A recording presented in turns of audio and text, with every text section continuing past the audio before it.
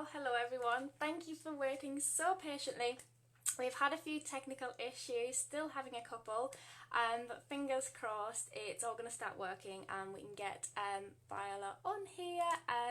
So thank you for all waiting so patiently. I'm just going to message Viola now and say I'm here, and hopefully we can get this all up and running and get V in here for you. So it's all coming up on my end. Send out all the vibes, everybody, for this all working and Facebook doing what it's supposed to do. Right, so let me see if I can get this to work this time. Right, let me click. I'm adding you in, so fingers crossed. I'm so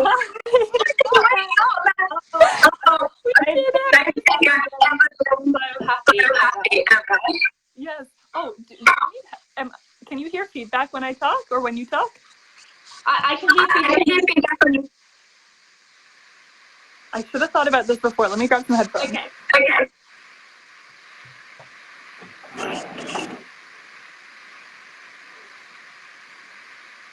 Right, let me know when you're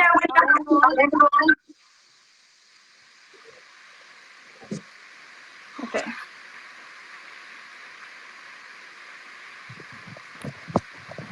I forgot that Facebook isn't very friendly with feedback. Is that better?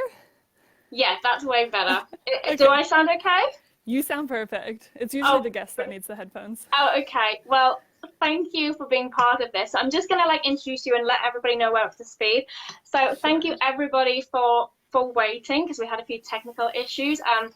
This is the first time I've had a guest on, so as you can clearly tell, I was very amateur, didn't have a clue what I was doing.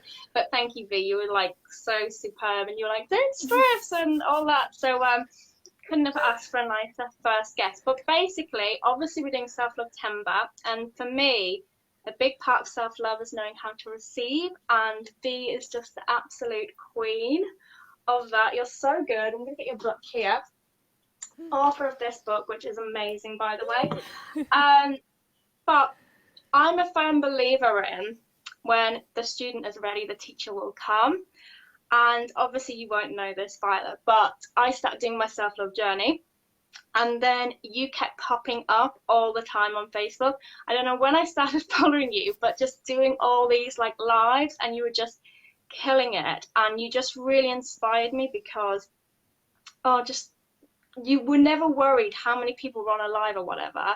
You would just show up. You really showed me that anybody can do this, and you were just making all this money and just living this incredible dream life, and you're just so inspiring.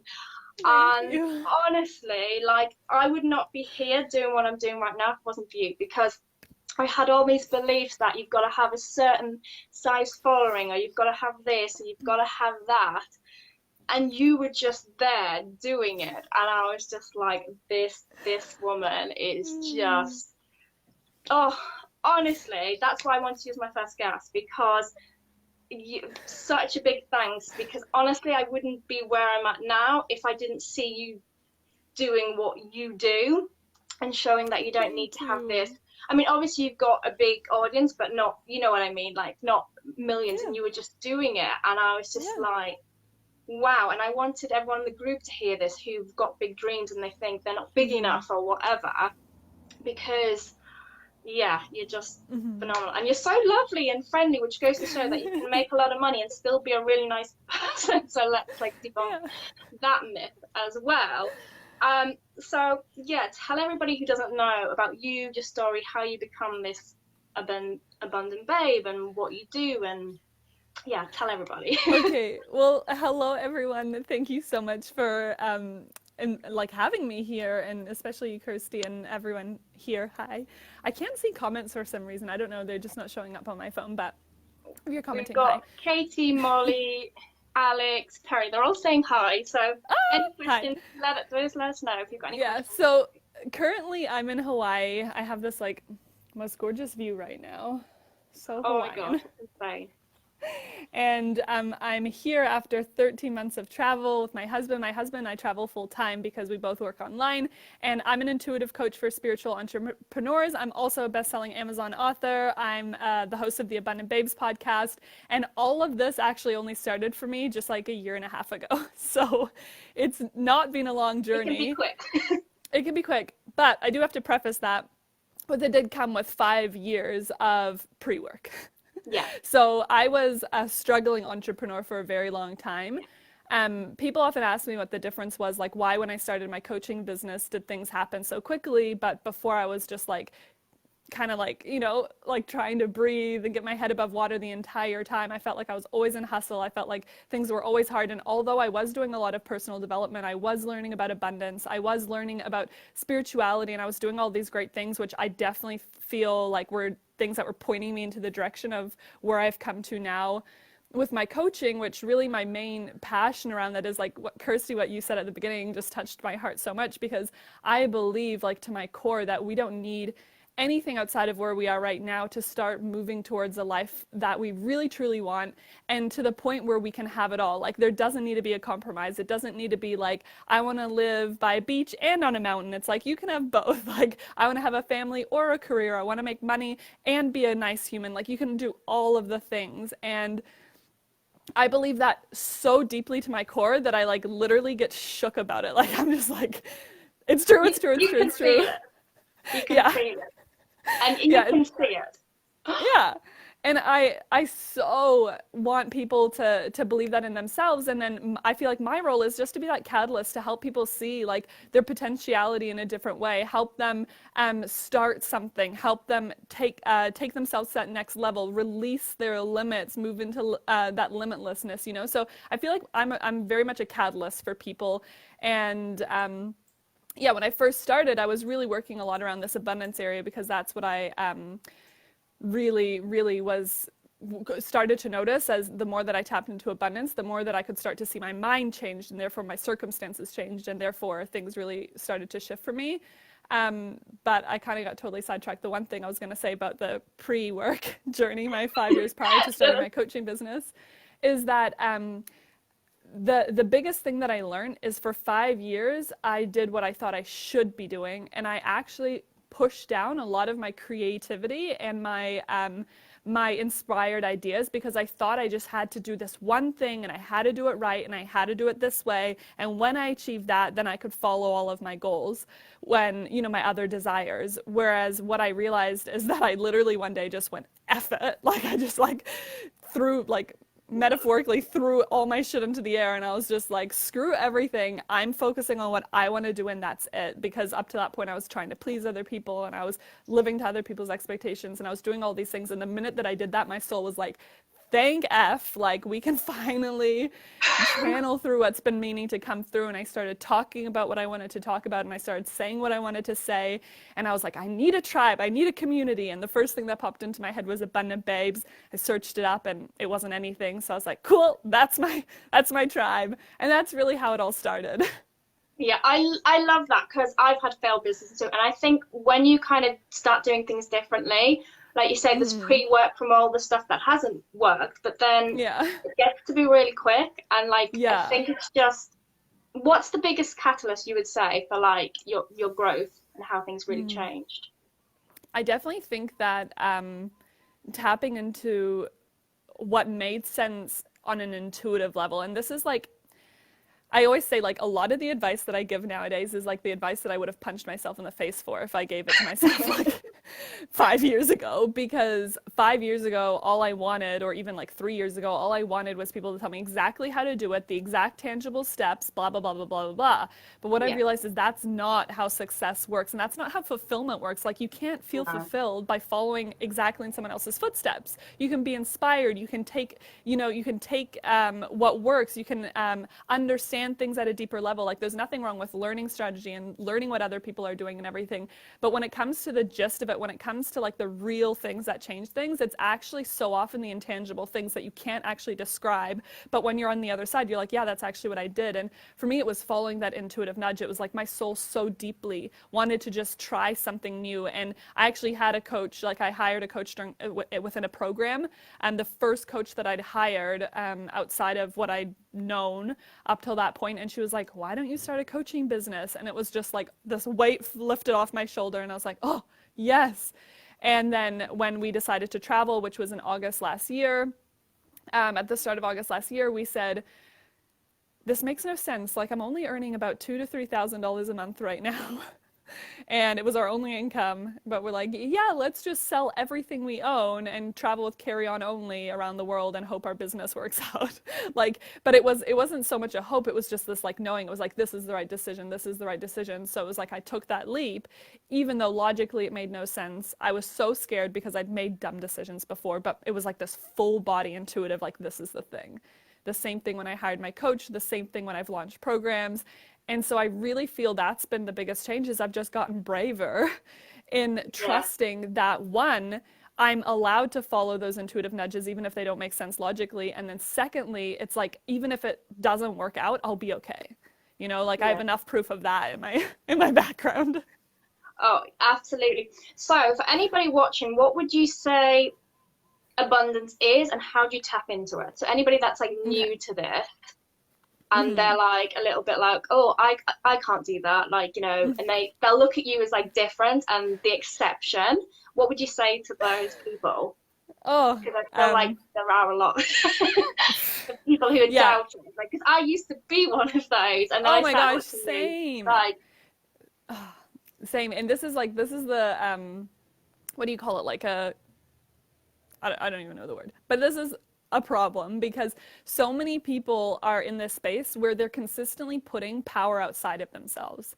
Because when we look at other people and we say, I can't do that, we're giving power away. We're actually giving our situation, our limits, our boundaries validation. We're saying, see, I can't do it because she's just super woo-woo, and she just is like super special, and she must have started at the right time, and oh, she had 5 years prior experience before she started. Like, we try to make ourselves different from people in order to validate the reasons why we can't do things. And this is sometimes such a sensitive topic, because I really do believe that in order to move past our current limits, like, we have to look at ourselves to the point where it's like so uncomfortable that it's like, I don't like this. I have to admit that maybe I've been a little bit of a victim, or I've been a little bit of a blamer, or I've been a little bit like whatever. And it's not from a place of like pushing yourself down. It's just being like, I love myself. I love who I've been. I love the choices that I've made so far. I feel comfortable at this point, but I also love myself enough to give myself another option sometimes, you know, and side tangent, but I do think that's so important, because it was like when I still catch myself doing it at times. I'm comparing myself to everyone. Like, I've made $100,000 this year so far, and I'm telling myself it's not freaking enough. I'm like, after a year and a half in business, you know, like, I'm like, oh, it's not enough because my friend makes $50K a month. So, you know, that's not enough. And I could never do that. And who am I to be an expert about anything? So you still notice yourself doing that at every single level. But I mean, back to your question about abundance, like, what abundance really means to me is like that internal feeling that you will always, always, always be provided for. That it's just like when you desire, it's not even that you desire it, it's just that it's always there. It's like you love, it's just always there. Like, you always have access to love. And I mean, depending on your beliefs, like, I always sound super woo-woo, and I have like these really like practical parts of my mind, but then these also super spiritual parts of my mind. But the spiritual part of me knows that we have unconditional love, because even like our soul, which is like that part of us that whispers all those like, you can do it's in your ear, like, that part loves us unconditionally. Like, God, the universe, that divine source loves us unconditionally. And when we start to be aware of where possibly we are loved unconditionally, then we also start to see love in more places, and we start to know that no matter if there are times where maybe it might seem like we lack love, or we seem that we lack something in our life, then we have actually, it's always there. It's always provided for, regardless of the current circumstance. And that goes for wealth, love, relationships, health. Like, yeah, it's this like internal feeling. It's just like, oh, I'm so supported. It will always be enough. I will always be enough. And that's really what abundance is. And it's a feeling that actually naturally resides within us. It's just most of us, we get tapped out of it. Like we think it's like, what's the quote? It's so beautiful. And it's like, abundance isn't something that you create. It's like you are abundance. You like release the limits. That's what it's all about. It's releasing the limits around it. Yeah. Yeah, I can remember reading that in your book that like we're Yeah. abundant. We create the blocks. And I was just That's like, it, yeah. oh my gosh. Like Yes. and when I started like saying that, you know, I'm abundant and like realizing when these limiting beliefs would come up, like, you know, I can't do that, I can't earn this, blah blah blah. And then just like looking at them and being like, why can't I? Yeah. Why not? Like who said that? When did I decide to start believing that? And I see this so much. And obviously I've seen it like you do it, and it's just been so inspiring. But I know a lot of people in this group are kind of thinking about, okay, well, but how do I get the money? So talk about your relationship with money and how yours used to be, because I thought this is really good when I was like reading about it in the book and stuff, and talking about that relationship with money and, you know, how you treat money. Can you talk about that for anybody who's like listening and probably not got the best relationship with money, which I can understand because, you know, been there and still like changing my relationship, and I can feel it shifting and changing and the transformations that's happening with that. But I feel like you're another level, so let's talk about that. Yeah.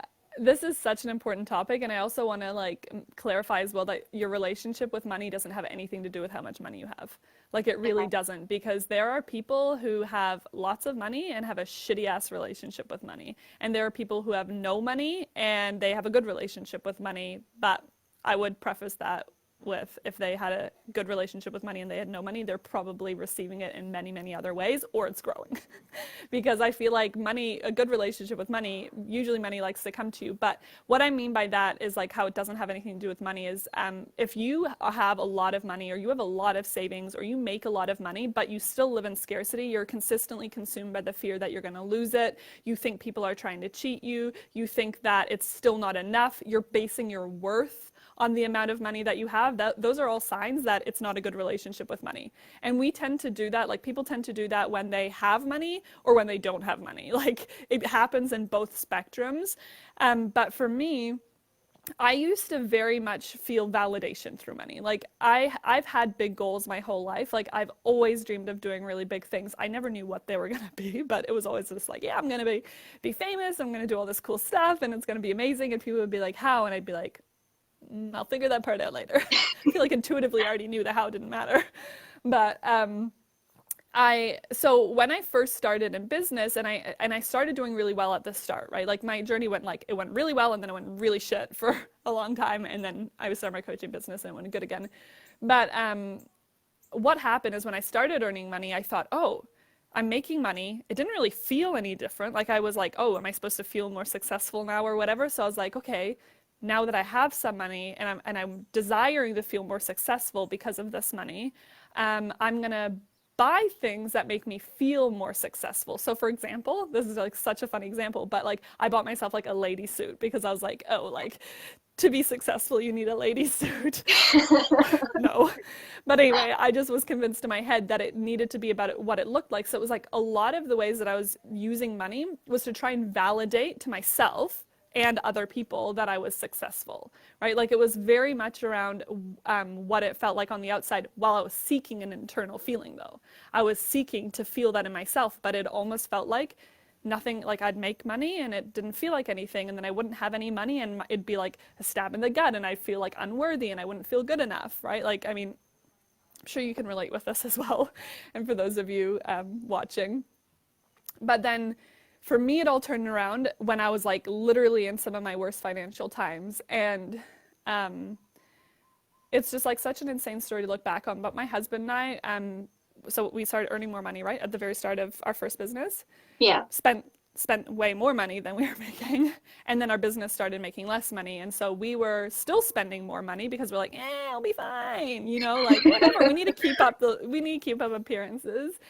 And it was like a combination of naivety. It was a combination of no respect for money or understanding of what the energy of money really means, no understanding of a true feeling of success and abundance internally, despite our external circumstances. And so we were in about 100K in debt. And we were earning about $100 a week, and our expenses were thousands a week. And we're like, oh, this is bad. This is very bad. And I mean, it was like, not to say that that was easy at all. It was terrible. But that's when we were like, maybe we should learn more about money. And so I started learning more about money. My first book was A Money a Love Story, which was perfect for me because it was tangible advice. Yeah, it's a good book. It's tangible advice, but it's also talks more about the energetics of money as well. And I really liked that. And I was like, ooh, this is interesting. And I started diving into that a bit deeper. And suddenly my husband and I were finding that we were starting to find ways to feel abundant, right? This word again, feel abundant, feel taken care of, feel supported, even when we had no money. So it would be like small things at the start. Like I would just be like, you know, like if I'm supported, then I'll see a sign today and I would see an angel number. Like I'm obsessed with angel numbers. And a big reason is because starting to notice them is what changed my energy. Oh, right? I see started, yeah. And I'd like see a 111, like 1111, check the time at 1111, which was usually for most people, the ones are the first number they see. Yeah. And then I'd start seeing like 777 and 333 and 888. And I'd be like, oh my gosh. And it was just like every time it was a celebration, it was like, see, it's a sign. And then me and my friend, we'd play games. We'd be like, oh, let's go on a drive and we'll see a 333. And then we'd see one and be like, oh my gosh. You know, and when we didn't see one, though, we also didn't make it mean anything. That was something we were learning. It was just like, oh, just whatever. Okay, whatever. Yeah. But then most times we would see the number or a number that we, you know, wanted to see. And yeah, so it was just like that. It started with that. And then my husband and I, rather than having to go out for date nights and spend money, we would pack little picnics and just go to the backyard and watch a movie. Or we go to the beach and have a picnic. Like we were finding ways to feel abundant and happy and joyful and celebrating things along the way, even though we really didn't have much to celebrate seemingly, right? Yeah.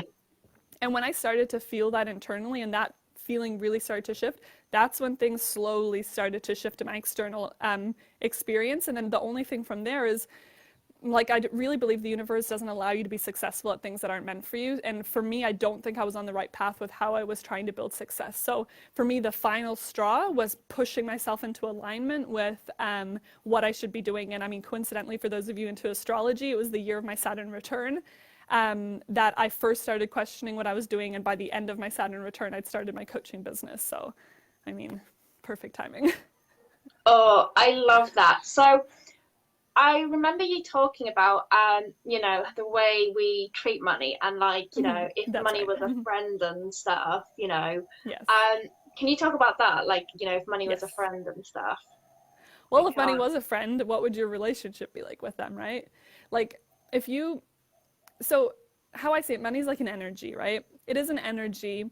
However, so are all of we, right? Like all of us are energies. And we know that when we don't put effort into relationships, they don't work out, right? Or when we always are blaming other people or we're not treating them well, they're not going to want to be friends with us.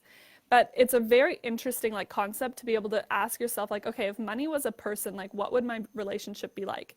Most people will find it's something along the lines of, I want you when I need you, like when I need to pay a bill, I want you. But when I'm, you know, trying to act all high and mighty in front of people, I'm like, yeah, I don't need money. It's like, I need you, but I don't need you.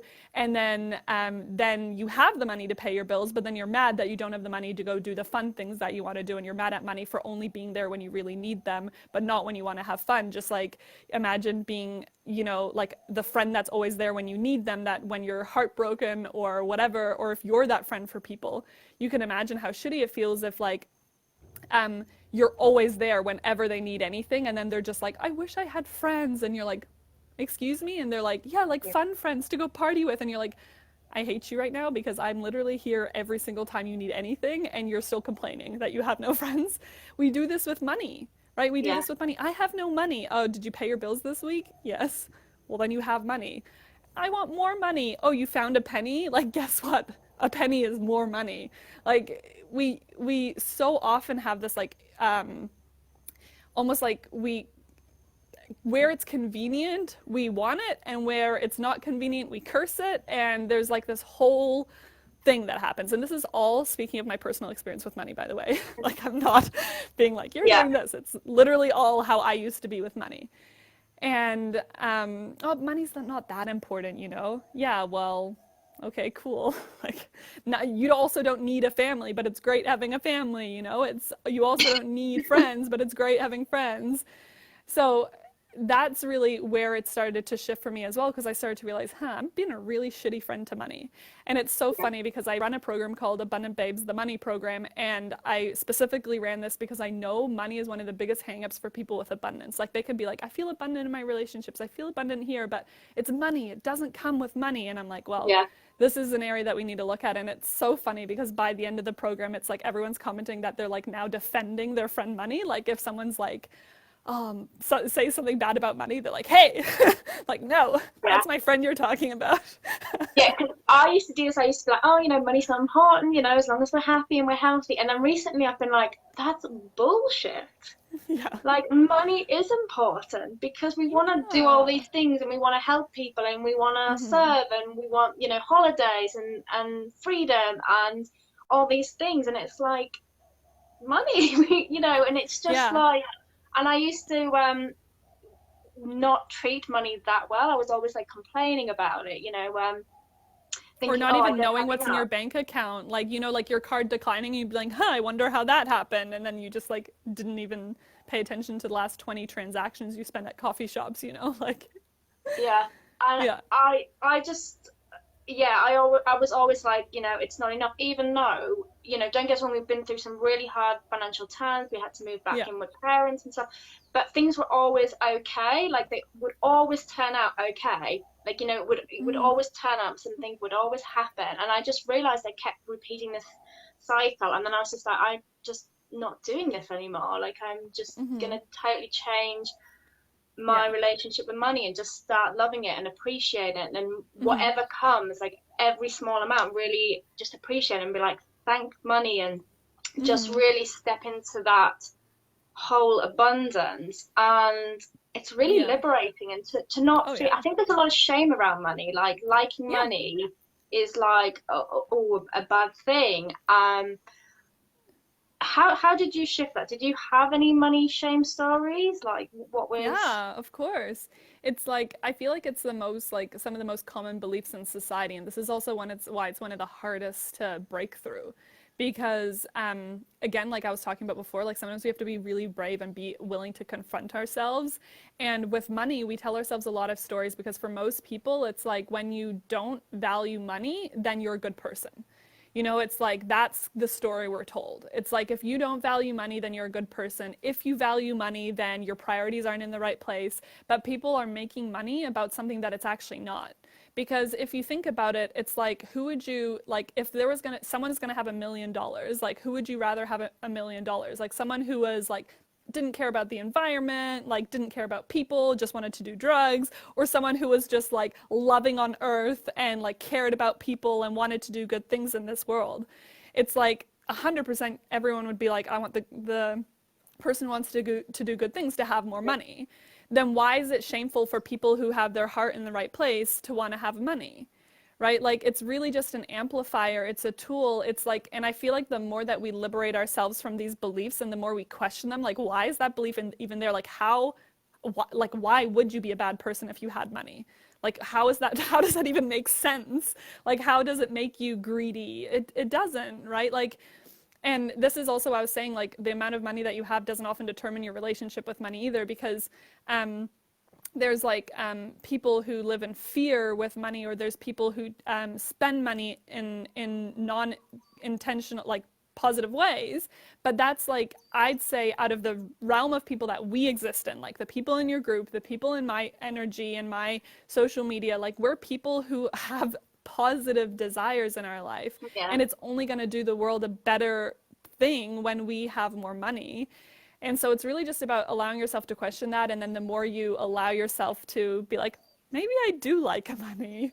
Yeah. Maybe this is actually a good thing. The more liberating it feels. And I remember when I was first like on this journey, I was just like, thank F when I heard people talking about these kinds of conversations, because it was like, I felt so embarrassed of the fact that I wanted money because I never had evil intentions, but I felt like that's what it was seen as. But and then when I heard these amazing people talking about the positives of money, I was just like, oh my gosh, thank you for talking about this, which is why I love to talk about it, because I know there's more people that are just feeling the same thing. It's just they need permission to be like, okay, I'm not bad for desiring this. Yeah, Yeah. like when I started doing this work, I realized actually, and this was only very recently, that I had this belief that I wasn't even aware of. I've been doing my inner work and like drawing in abundance stuff, that if I was earning really good money, people wouldn't like me and they'd be like, oh, she's one of those now. And I didn't even realize I had that belief. Mm. And it was only when I really started like tapping into it and thinking, what could happen, blah, blah, blah. And then this Hmm. just came out of nowhere. I was journaling, I was like, people won't like you. And I was just like, I just didn't even know that was there. And like now Yeah. releasing that and talking about money and like speaking openly about it, and it's like, I want to earn really fucking insane money. And knowing that, oh, it's just so liberating, and telling people that, Mm. you can want it all, and it doesn't mean Yeah. you're not grateful. Because I think that's the other thing. People feel guilty about wanting it all. Like, oh, I should just be grateful. I've got a family. I've got this. I've got that. And it's just Yeah. like, no, because you can be Yeah. so grateful and still want Yeah. it. You know? It's like you can eat the most delicious, amazing meal in the entire universe and still want another meal. You know Yeah, what? Like, you don't, it's just like, oh, I had the best meal ever, so I better not ever eat again. Like, it's not that. It's like, and yeah, it is like a lot of people, though, what they do is they use, and I mean, I for sure was one of those people in my life as well, and I see it so often with my clients and the people I work with, but it's that you almost use gratitude as an excuse to settle. It's yeah, like, oh, but I should just be grateful. And it comes from the right place. Like, it comes yeah, from that we do want to be grateful, because you can't, like how I talked about before, like with abundance, like when things started to change for my husband and I, it was gratitude. That was at the yeah. core of it. Gratitude That was at chases. the core. Yeah, Instead of cursing our situation, instead of cursing the fact we didn't have money, we decided to just be happy for what we had, but still allowing ourselves to grow. Like, we are designed to grow. We are beings of growth. Like, plants grow, trees grow, like we're designed to grow. There's nowhere that says, oh, get to a point and then stop growing. Like, yeah, it actually, in nature, when something stops growing, it starts dying, right? yeah. So it's like, I mean, we're all, yeah. So it's a common belief, but it's totally like not the I, truth. I just think we're meant to desire, and we're meant Yeah. to, like you say, go for things and want things. And I think it's realizing that, money isn't the issue. It's like Yeah. the amplifier. So if you're a good person, you're just going to do more good things with it. Of course. So Yeah. how does somebody shift into right now? If you had like one tip to give out, got Emma here saying, tell me everything. What would you say is like the first step? If somebody right now is like worrying about money, they're really like worrying how they're going to pay for something, what would be the first thing that you would say to them? Okay.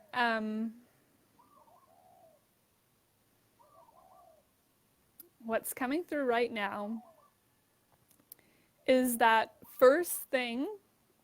Okay, it's like a three-step thing, I want to say. But I like it. it's kind of like it pieces together. It's all kind of the same thing. However, it's multiple steps. So the first thing is watch how you think and talk about money, because this is going to show you exactly where you have opportunity for growth with money.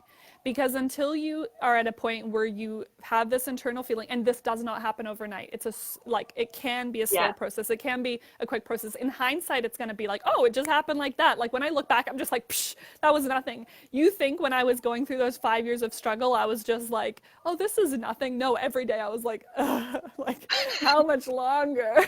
Like, and it's not that it's easy in the moment, but in hindsight, it always feels like it goes so quick. But it's like you have to allow yourself the process. So it's like you start watching how you're speaking about money. Like, where are you, uh, one, giving your power away with money? How we give our power away with money is, I can't afford that.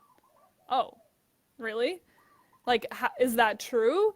And it's like, yeah, look at the money in my bank account. But actually, the truth is that there's so many people who complain about paying their bills and they have new iPhones, they have Netflix, they have nice TVs, they have whatever, right? Like we can pay for things. It's just where we prioritize our money. So sometimes we say, I can't afford it when we actually don't want it. We just don't want to say that. You know, like someone says, oh, do you want to buy my new thing? You go, sorry, can't afford it. Actually, what you're saying is, I'm just like, I don't want to say no because I don't want to Yeah. hurt your feelings. But we also need to be like respectful of money and be like, no, I'm not going to blame money for my decision. So one, it's that. Two, we say, I do really, really want it. So the question is, how can I afford it? And that sometimes is also really liberating because it gives you the opportunity to like release time from the equation as well. Yeah. Because how can you afford it doesn't mean you need to afford it today. You might be able to afford it in a month or in 6 months or in a year, but you're actually being solution orientated and you're actually looking for opportunity. And as soon as we tap into how can I afford it, then suddenly it's like, oh, okay, now I'm proactive. Now the universe is going to start giving you opportunities to start creating a change in your life. And then so how can I afford it? Anyway, there's other reframes there as well, but it's like different examples like that. So it's how we're talking about money like that, then how we're also using it in other examples like we've talked about on this live already. And so when we start changing the way that we talk about money, right? And when we start changing our energy around money and being like, oh, I noticed that I actually felt really like embarrassed about money there. Or like I know one of the women in my recent money program, like she said that she noticed that she felt embarrassed paying for money with coins because she felt like it wasn't as Yeah. like rich as a card or as cash, you know, like Yeah. bills. So it was like just really little things like that. So start noticing where right now you have room for growth with your relationship with money, and you can start using affirmations in place of things that don't feel good. So if you're saying to yourself like I'm greedy for wanting money, you know, really question that and then say, you know, I'm helping the world by desiring money because I have such beautiful intentions. You know, my intentions for money are pure. Like I'm excited about money. Whatever else you want to say to yourself. And then it's also the tangible action to go along with that, which is really how are you actually treating money physically in your life? Like, so not just speaking or thinking about it, but how are you treating it? Are you aware of what's in your accounts? Are you aware of how much you're spending? Are you aware of how much you're earning? You know, like actually give yourself the opportunity to know what's going on with your money so that if someone were to ask you, hey, so, you know, like, how much money do you have or how much have you spent this month? I'm, you know, probably a coach or someone, not just a random person on the street. Yeah. But if someone were to ask you that, you'd be able to go, oh, this much. Like, oh, how much do you spend on groceries? Oh, this much. It's like, you know this because you actually care. And again, this goes to the friends example. People are like, yeah, but why does that matter? Well, if someone were to say, oh, what's your best friend's favorite color? Like, you'd probably know. Or what's your best friend up to this weekend? Or what did you and your friend do over the weekend? Like, you'd know. You wouldn't just be like, I don't know. Like, can't remember. Like, you know, it's just like respectful to your friend to know about them and be interested in them. And it's the same with money. So it's tangibly how you treat it as well. Like, is your wallet a shit show? You just shove everything in there and you just crumple up notes and put them in your pocket? Or do you care for your money and you put it in your wallet nicely and your cards nicely and you clean out rubbish out of your wallet? You know, like it's how are you tangibly treating it and mentally treating it as well? Like, I guess that would be where I'd say to start. Yeah, because I remember when we were really worried, like I didn't want to look at the accounts. I was like, I know it's gonna be bad, so I just don't want to look. I just won't spend any money, and I just won't look, and I just won't face it because I know it's not gonna Everyone be is good. scared of that. Yeah. Like I've literally had people tell me that they feel like throwing up, and I recall that too the first time when I read Money a Love Story. Like I remember when she was like, "Oh, go over your expenses." I was like, can't do it. Yeah. Oh, but it's honestly like 9 times out of 10, it's better than you expect, and even if it's not, you at least know, and it's a very empowering feeling. Yeah, and you know what you're Yeah. dealing with. I always say to people like clarity is power. Yeah. Yeah, So an it really is. example is in my program as well. Like I had the women do this, and one of the women has been trying to make 10K months for like ages. She does this, and she realized she made 10K the month before, and she'd never even noticed because that's how unaware she was of her money. Right, we've got a question here. Let's just read this. This Yes. is exactly what I was tripping up. I wouldn't look at my money practically. I didn't know what was in oh, it's gone off. Incoming and outgoing, but changing that relationship now, and it feels so much better to be more in control and feel like I'm taking care of money. Oh, well done, Terry. How do you think, self-worth and that comes into all of this? I think I actually think self-worth and money are different conversations, but they get Okay. tangled a lot, right? They Right. get Okay. tangled a lot. So what that means is that just like I did, people base their self-worth on their money a lot.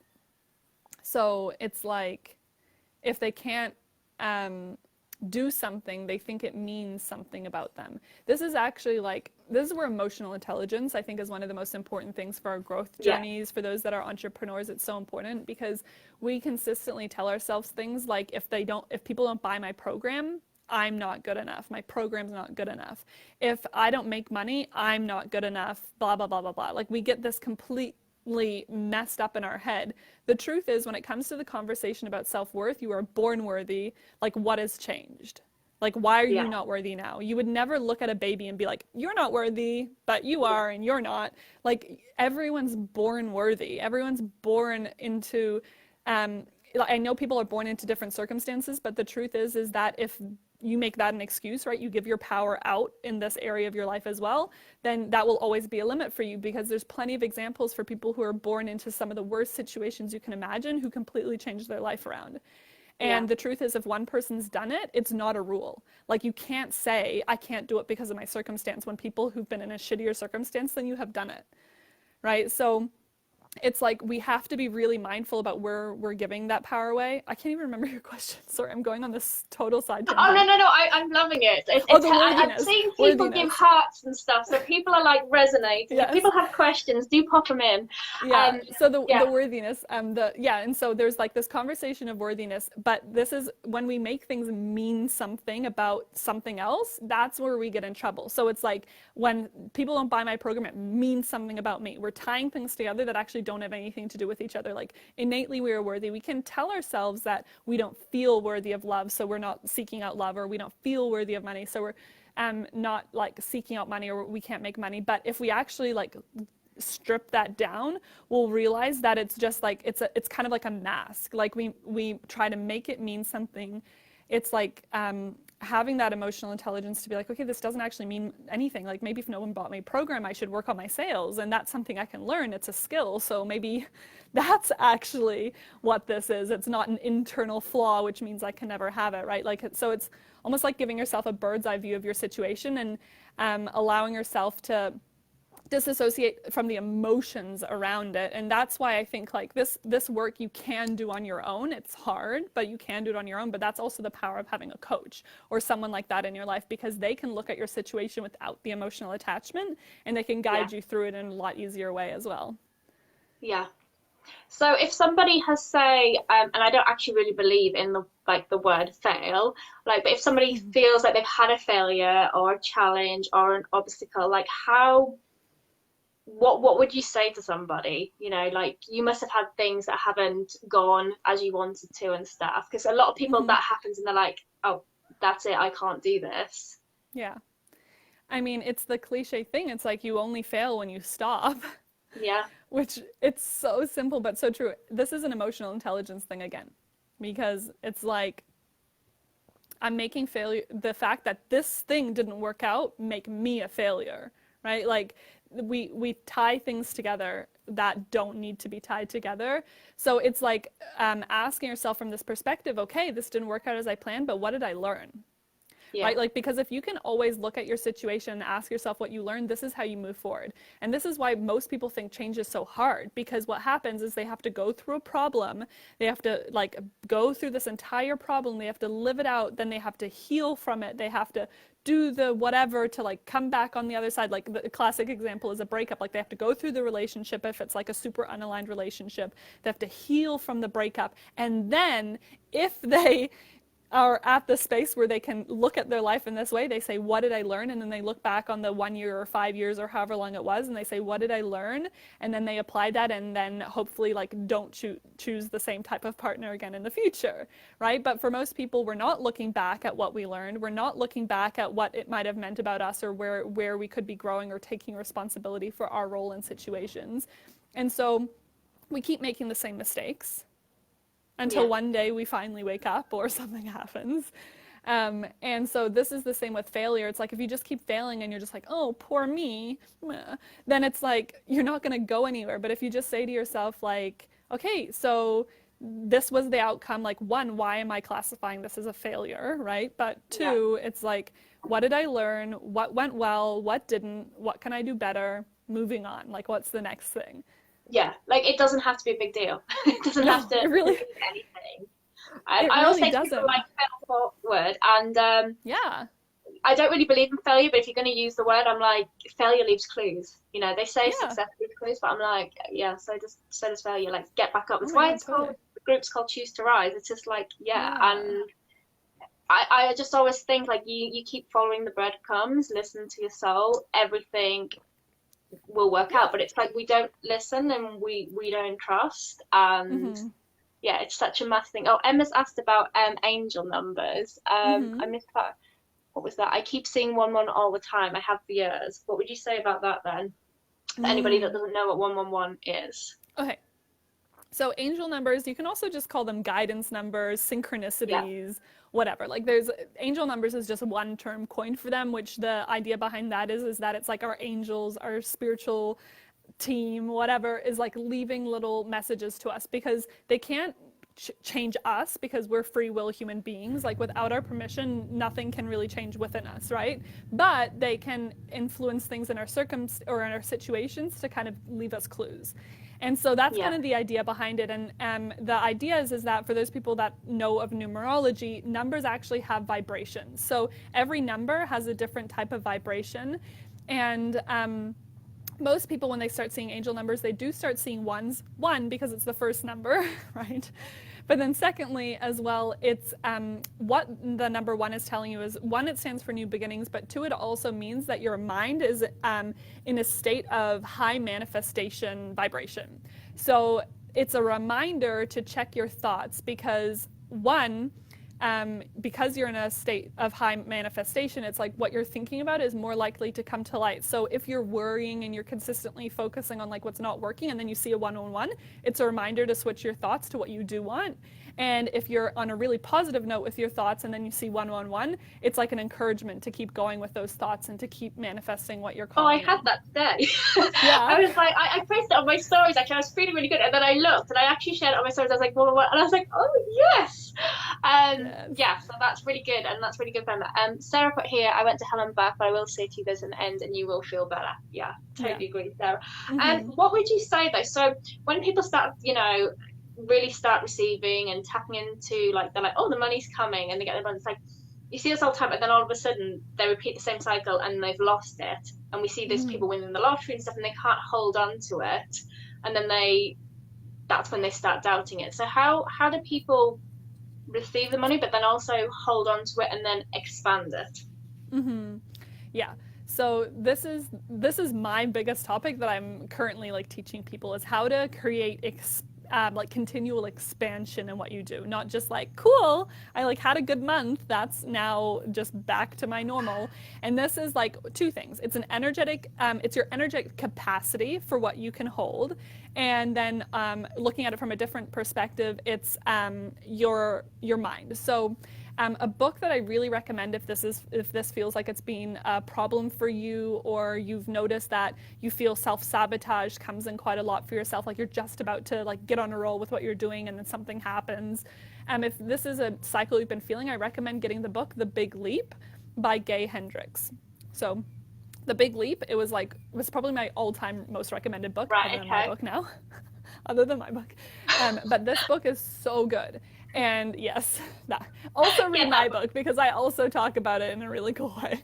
But this book particularly is on this topic. And what that book talks about is that all of us have an internal thermostat for how good we're allowed to feel. And I know that sounds crazy, but it's actually kind of true. Like we have a yeah, max capacity for how happy we're allowed to feel, how much money we're allowed to have, how good our relationships are. Like this is why, like, I don't know if you've ever noticed, you have like an incredible holiday with your partner, and then all of a sudden you start bickering about like random shit, and you're like, why? We were just having such a good time. Like, why are we fighting now? Upper limit problem. Like, oh, cool, I made all this money. Oh, and now my car tire blew out, or now I went on this ginormous shopping spree, or like, and it comes back down. yeah. And so the concept is that we have all of these areas of our life, and it's like all of them are set at the area that they feel comfortable at, and it's like our comfort zone likes them there because it knows that that's a safe place for us to be. And then if one of them pops up, we have a choice. We either need to allow all others to rise up to this new level, or this one needs to come back down. They can't be out of place. And the same when we talk about our energetic aura, like our capacity, our energetic capacity, it's like it will grow, and either we will fill that space or it will shrink back down to us. So what that looks like is when we're in an expansion level, we are faced with everything that we need to go through to make this thing our new reality. So it's like the comfort zone. I always say the comfort zone is made up of all of the limits that we place on ourselves. So that would look like if you make more money 1 month and then you start noticing yourself just like randomly wanting to buy everything, what this is actually showing you is not that you should randomly buy everything, but that your disconnection from money and what it means in your realm and your kind of intentions behind how you spend money is one of the things that's stopping you from having more money in your life. It's actually a mirror. It's showing you. Most people, what happens is they get to that point and they believe the situation. Or the same thing happens with like when you're launching your business. Then someone says, oh, who do you think you are doing this? Or like someone leaves a bad comment, or it's just your own mental stuff going, actually, you know what? I don't know if I should talk about this. I'm not really an expert. I don't make enough money. I don't have enough followers, like what you were saying at the beginning. Oh, like I so had that. Yeah, we do this to ourselves, right? It's not only always an external circumstance, but external circumstances also happen. So it either happens internally or externally. And then we have a choice, right? Choose to rise. We either go, oh shit, true, like I am not good enough, so I'm just gonna sit here and do nothing. Or we go, huh, interesting. So this belief that I'm not good enough, that I don't have enough money to be successful is what's been holding me back. No, I don't like that belief. Like I am moving forward anyway. So the trick is to look where in your life you're being mirrored, habits, beliefs, situations that have held you back from expanding your life, and step into those consciously. Like and there's going to be fear. Like this does not happen without fear. Like it's going to feel uncomfortable. It's going to feel scary. But as soon as you take the action step, it feels better. Like, so you rise, right? You pop out of the comfort zone. Yeah. It's scary as shit. You either decide to come back down and you feel better, or you decide to step up and you feel better. Like that's the options. I think that's the thing. People think like the fear comes up and they're like, oh, this is not right. And like, it's actually a topic I'm talking about tomorrow about fear, because I see this and when people stop and they're like, I must be doing something wrong. And it's just like, no, fear will come up. Yeah. Talk about fear for a minute, because I know a lot of people that stops them. What's your relationship with like when it comes up? It's like fear is not something that you need to get rid of. It's not something that you need to push away. Fear is something you need to learn to walk with. That's it, right? Like I do feel that fear is very misunderstood, just like failure. It's like fear is actually a lot of the times showing us what direction we need to move in. And to clarify, I know you understand this, but I'm not talking about the kind of fear of jumping off a bridge. That's not it. Just to clarify that. It's the kind of fear where you're feeling that your relationship, your finances, your whatever is threatened. It's like when you feel that your bubble is being threatened. It's like, oh, but what if people make fun of me? What if I spend this money and I never make it back and I live on the streets and everyone's disappointed in me? It's like our mind spirals, and when we step outside of that belief, we're like, okay, this sounds a bit crazy, because I'm sure like before I lost my house and everyone would hate me, I'd probably like have put something else in place by that point. Yeah. But it's like we get so in our head about them, and we're so like, it's like they're like this, that we can't see that we're actually just like usually freaking out about things that don't actually matter, or the chances of them happening are so slim. And that's why I said earlier, it was like I decided to like be so brave with my intuitive decisions that I was either like, I'm all in on this intuitive decision, and I know that even if it doesn't work out, I'll be okay, because I've never been in a situation that's killed me. Right? Yeah. Like financial trouble never killed me. Being heartbroken never killed me. You know, I've had mental health issues. I've had all of these things, and nothing's ever killed me. So, I mean, I've always come out the other side. And to be honest, I've always come out a better person. So it's like, what am I scared of? I think it's that knowing of you will always be okay. Yeah. And you have to convince yourself of that. It's not like you're just like, oh, I'll always be okay, so now I don't feel fear, right? Like what I said before, it's not about walking away from fear. It's learning to walk with it. Yeah, definitely.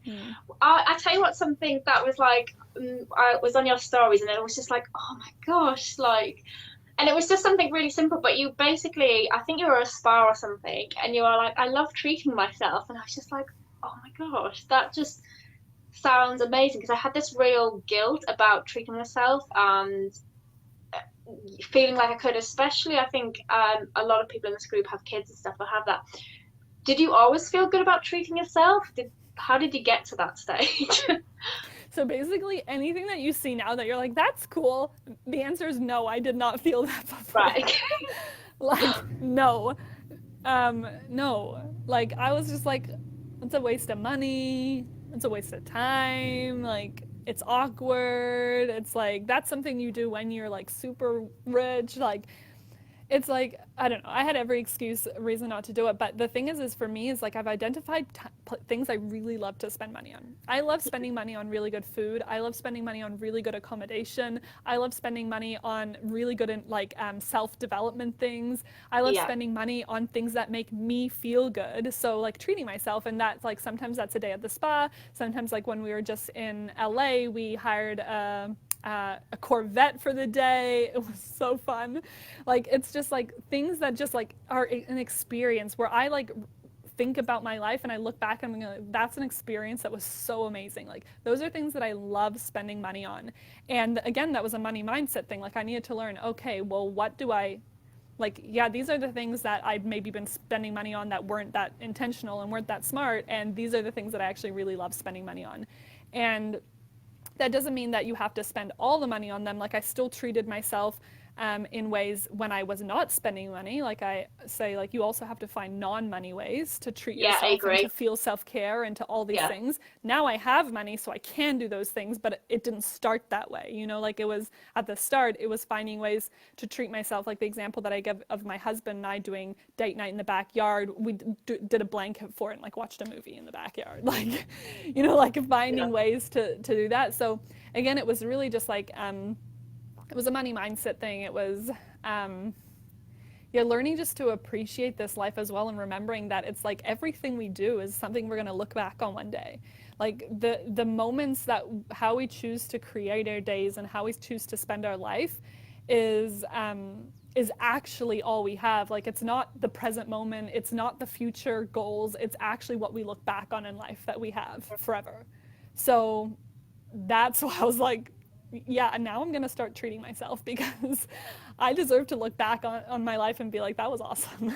Yeah, I think it's like enjoying the now and not waiting till you have so much money or, whatever. It's like enjoy here, this moment, right now, Yeah, make decisions that you're going to want to look back on and smile. Like, not that you're going to look back on and be like, that was weird. Like, Yeah. that was uncomfortable. That was dumb. Like, just be like, this is something that I'd like to do and I'd like to remember. Oh, well, I'm aware, like, I could just talk to you for hours and hours and hours that I've kept well. So I'm gonna just ask you two more questions, Sure. and wrap this up unless anybody has any questions. Mm-hmm. Obviously this is Self-Love-Tember because I really feel like things change when you start loving yourself and, Mm-hmm. feeling worthy and going for the things you want. How would you define self-love? Like, what does it look like for you? So self-love for me started in a really interesting way. So my background is actually in nutrition. I did a Bachelor of Science, and science was not my strong suit.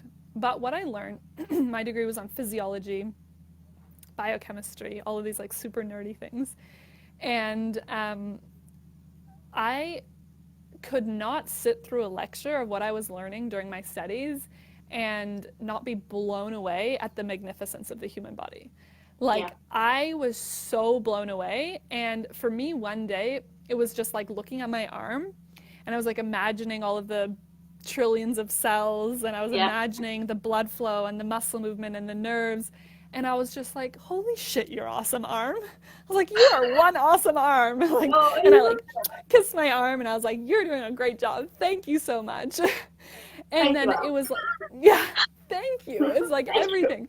Yeah. And then it was like this overwhelming thing. It's like, who the fuck am I to shame this like literal miracle? Like, there is nothing that can explain Yeah. the miraculousness that goes on inside of me. And like, we can, I mean, I've for sure had times as well where I've worked through like body image stuff, or like how I treat myself or what I deserve I should have, which I feel like are all parts of self-love. But it was just like, it really started with me of just like being like, who am I to diss this? Like, this is awesome and this is amazing. This is an actual miracle. So taking it outside of what I think I should look like, what I think anything is, and just being like in absolute awe of who I am as a human being, just really started to shift things for me. And then I started being like, oh, you're great. Like, you're amazing. And that's where it started for me. Oh, yeah, no, I totally agree. Totally agree. Yeah. Alison's just basically saying how much she's enjoying this. Thank you, Alison. And then Emma Louise put, how do I apply a growth mindset day to day? Do you think anyone is capable of abundance? My life and finances are, I'm not sure what that is, but because of restrictions, basically. So. Mm-hmm. Yeah.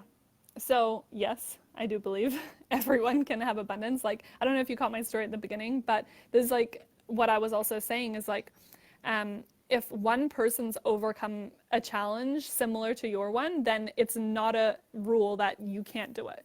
You know, so it's like there's surely people who've been in similar situations or worse than you, and you can like, you need to seek those out if you don't know those stories and find them. Like, look up stories like Oprah's story, and like, I don't know, there's just so many incredible stories.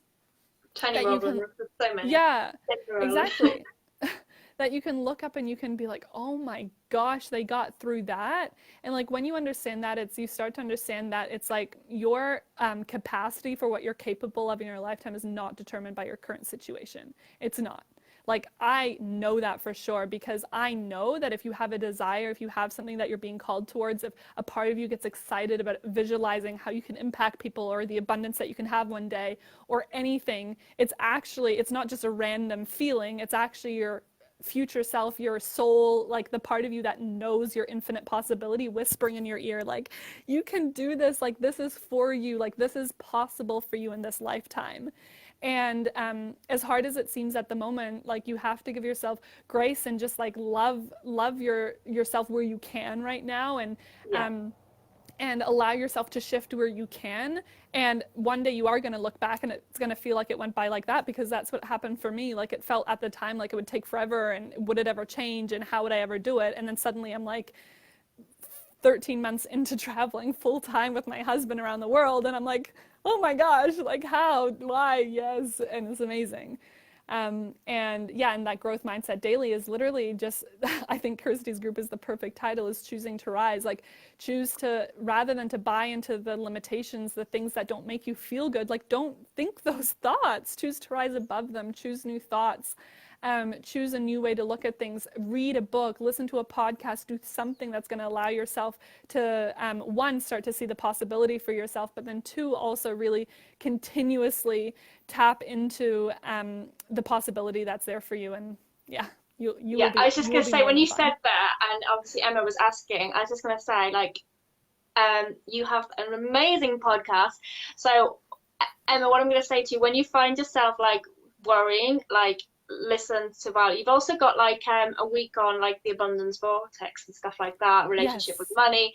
So the thing that really helped me, Emma, is like listening to be basically on the podcast, or getting the book, or just being aware when those thoughts come up, and then shifting them and challenging them, and saying, but why is that belief, and what if? And I used to kind of go, oh, what if? So for instance, this group literally has like doubled in size in like 6 weeks and didn't really grow for like a year. And I started going, but what if I could have this many, and what if I could have this many, and what if? And it's just, and as you start seeing it grow, and it doesn't matter how small it is, it's just like not tapping yourself out there, like just like what you said, expanding and stuff like that. Exactly. Yes, Emma's saying, can you send me the links? I'll put all the links to Viola stuff here. But and so the podcast is called Abundant Babes, and the Abundance Vortex series that you're talking about, if you scroll back to the episodes from November, you'll see a 7-episode series of the Abundance Vortex. It's so good. So I'm going to ask you one final question, and I'll let you go, because like I said, I could just talk to you all freaking day. If you had to give the people in this group a bit of advice, what is coming through now, what would you like to say to them, if you could give them just one thing or a number of things, whatever's coming through for you. What's at the heart of my message and what I feel like is just so important to realize is that when you desire something, like I was talking about before, it's actually meant for you. And I don't believe there's a circumstance, I don't believe there's a person that is not capable of doing what they truly desire. And that definition of success and desire and everything is so unique for everyone. So you don't need to feel ashamed of yours. Like if your dreams are so big that they like scare you to talk about, good, they're like meant for you. But if your dreams are also like, you're just like, these dreams don't feel big enough, I'm embarrassed of my dreams because they're not big enough, then it's also like, that's okay, they're meant for you. It's like whatever fully lights you up is possible for you in this lifetime. And I don't say that lightly. Like I myself have overcome so many things that seem like, oh, like how did you get there? It's easy to look at me now and be like, oh yeah, it's easy for you. But we all say that about other people. Like I said, we give our power away. But there's also so many other examples. There's so many other things where people just have created these incredible lives for ourselves, and there's no reason why you can't have that as well. So just please, whatever you do, find a way to every day do something to either shift your mindset or take some actions that can really like allow you to step into that life, because a life that you are totally obsessed with is fully available to you. Oh, I agree so much. I know you said in this book, and I was like really resonated with about people laughing and your dreams seem unrealistic, and it's like, yeah, just look at you now. And I think that's what I want anyone to know in this group. You know, if your dreams feel small, they're not. They're beautiful and sacred. Don't compare them. But if they feel really big and unrealistic, they're not. You know, like. They're not. That's just a belief They're again. totally possible. Yeah, and you might not even know what you want to do yet. You know, that's the thing. It's just like, but you can follow your desire. That's like if you would have asked me 5 years ago, I didn't even know what a coach was. Like, I was like, huh? A what? And now I'm a coach. And it's like, so if I would have said like a career for myself, I would have boxed myself in. Instead, it's like about following the desires, following the things that make you feel good, and release the pressure that you need to know exactly what that looks like. You know, just start moving towards it. Let go of the how. That's the thing that I've realized. Let go of the how, because we spend too much time in that. But yeah, I want to just thank you so much. I will link all of your stuff here. If there's anything you want to say, do let me know. But yes, and get this book, people. Listen to the podcast, but I will link everything. But thank you so much, Viola. I really appreciate your time. You're amazing. You're super inspiring, and yes, everybody go and follow you. And I will be back tomorrow for day 5 of Self-Love Timber, and we're talking about fear of failure. So thank you, V, and once again, thank you so much for being here and inspiring me and helping me choose to rise without you even knowing. Thank you so much. Yeah, thank you so much too, and so nice to have this conversation with everyone. Oh, you too. Bye.